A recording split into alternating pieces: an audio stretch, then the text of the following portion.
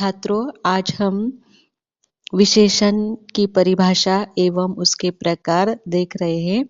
उसके नोट्स पहले आप देख लीजिए, फिर हम उसका विवेचन करेंगे। छात्रों, आज हम एईसी के अंतर्गत हिंदी भाषा क्षमता संवर्धन भाग 2 पाठ्य विषय व्याकरणिक हिंदी के अंतर्गत विशेषण किसे कहते हैं, विशेषण के प्रकार, इन सब का अध्ययन करने वाले हैं। तो पहले तो विशेषण किसे कहते हैं वह पहले समझेंगे। तो विशेषण की परिभाषा, जो शब्द संज्ञा की विशेष जानकारी प्रस्तुत करते हैं उन्हें विशेषण कहा जाता है।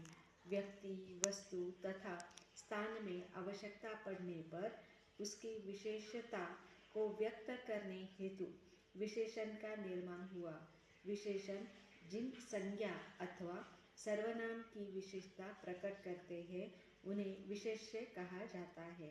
जैसे काली गाय, सफ़ेद हाथी, मोटा आदमी इत्यादि। उपरोक्त उदाहरणों में काली, सफ़ेद, मोटा ये सभी विशेषण हैं और गाय, हाथी, आदमी ये विशेष्य हैं। तो इस तरह से यहाँ पर विशेषण किसे कहते हैं यह परिभाषा और उसके उदाहरण हमने स्पष्ट देखे हैं। तो विशेषण समझ में आने के बाद यहाँ पर उसके प्रकार हमें 3 प्रकार देखने हैं। पहला है सार्वनामिक विशेषण, दूसरा गुणवाचक विशेषण और तीसरा है संख्यावाचक विशेषण। तो पहले हम गुणवाचक विशेषण के उदाहरण देखकर उसका स्पष्टीकरण देखेंगे। देखिए, तो पहला उदाहरण कैसे दिया है।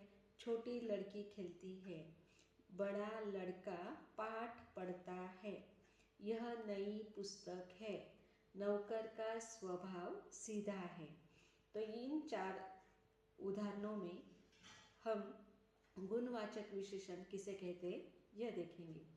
तो देखिए, इन वाक्यों में स्थूल अक्षर विशेषण संज्ञाओं से संबंध रखकर उनके अर्थ में एक नई बात या विशेषता बताते हैं। जैसे लड़की संज्ञा के साथ साथ वह छोटी है, यह विशेषण हमें दिखता है। तो लड़का इस संज्ञा के साथ वह बड़ा है, यह विशेषण हमें समझ में आता है। और पुस्तक संज्ञा के साथ वह नई है, यह विशेषण, और स्वभाव के साथ वह सीधा है, यह विशेषण संबंध रखता है। और ये विशेषण संबंधी संज्ञा का गुण बताते हैं, इसलिए इन्हें गुणवाचक विशेषण कहते हैं। ठीक है, समझ में आए। अर्थात संज्ञा के बारे में विशेष गुण बताने वाले शब्द को गुणवाचक विशेषण कहते हैं। इस तरह की परिभाषा हमारी स्पष्ट होगी।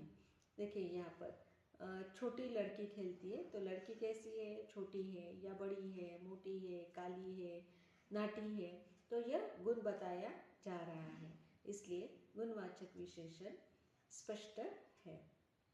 ठीक है, फिर विशेषण का दूसरा प्रकार हम देखेंगे, संख्यावाचक विशेषण। तो जैसे नाम से स्पष्ट है कि संख्या, तो इस तरह से यहाँ पर जिस विशेषण में संज्ञा का बोध होता है तो उसे हम संख्यावाचक विशेषण कहेंगे। जैसे दिए गए वाक्यों में या संज्ञाओं में सूचित होने वाली वस्तुओं की संख्या का बोध कराने वाले संख्यावाचक विशेषण होता है। तो इस तरह से संज्ञा में अगर जब संख्या का बोध होता है तो उसे संख्यावाचक विशेषण कहा जाता है। देखिए, यहाँ पर संज्ञा की संख्या का बोध कराने वाले विश्लेषण को संख्यावाचक विशेषण कहते हैं। इससे संज्ञा में संख्या की संख्या प्रकट होती है। संख्यावाचक विशेषण के भेद देखने की आवश्यकता हमें नहीं है। तो इस तरह से हम बता पा रहे हैं कि जो हमारे संख्यावाचक विशेषण है उसमें, जैसे उदाहरण अगर हम देखेंगे तो मेरे पास 5 रुपये हैं, यहाँ कई लोग थे, वह कपड़ा 2.5 गज है, बाढ़ में सैकड़ों घर गिर गए। इस तरह से यहाँ पर हम संख्या का उल्लेख करने मात्र से ही संख्यावाचक विशेषण समझ पाते हैं। ठीक है, तो अगला जो विशेषण है सार्वनामिक। तो यहाँ पर स्पष्ट है कि सार्वनामिक विशेषण हम उसे कहेंगे कि नाम की जगह पर जब सर्वनाम का उल्लेख होता है तो उसे सार्वनामिक विश्लेषण कहा जाएगा। जैसे यहाँ पर अगर हम उदाहरण देखेंगे, साधारण उदाहरण जिसे हम कहेंगे कि राम घर आता है, तो अगर सार्वनामिक विशेषण हम कहेंगे कि शाम होते ही राम घर आया, तो इसे हम कह सकते हैं कि यह सार्वनामिक शाम होते ही वह घर आया। अगर इस तरह की बात हम करेंगे तो वह सार्वनामिक विशेषण होगा। लेकिन अगर इसका हम दूसरा उदाहरण इस तरह से देखेंगे कि वह शाम होते ही घर आया, ऐसे अगर हम कहते हैं तो वह सार्वनामिक विशेषण कहलाएगा। इसके अलग अलग उदाहरण हम दे सकते हैं, लेकिन हम इस तरह से विशेषण के सार्वनामिक, गुणवाचक और संख्यावाचक विशेषण इस तरह के 3 प्रकार